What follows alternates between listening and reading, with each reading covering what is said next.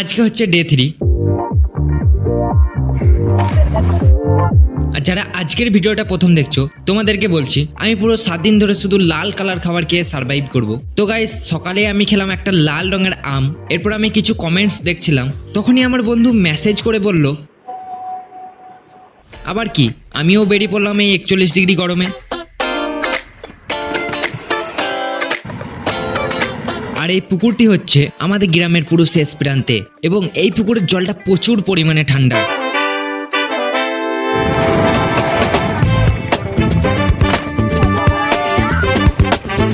পুরো টানা 2 ঘন্টা স্নান করার পর চলে এলাম বাড়ি। আর আজকের লাঞ্চটা করলাম এই বিঙ্গোটা দিয়ে। এরপর আমি কিছুক্ষণ রিলস দেখলাম, তারপর সন্ধ্যা হতেই বেরিয়ে পড়লাম রাতের খাবার খাওয়ার জন্য। আর আমি নিলাম চিকেন পকোড়া, এটা খেতে দারুণ লাগলো। এরপর এখান থেকে একটা স্ট্রিং খেয়ে আজকের ডিনারটা কমপ্লিট করলাম। আর এই চ্যালেঞ্জের ডে 4 দেখার জন্য সাবস্ক্রাইব করো।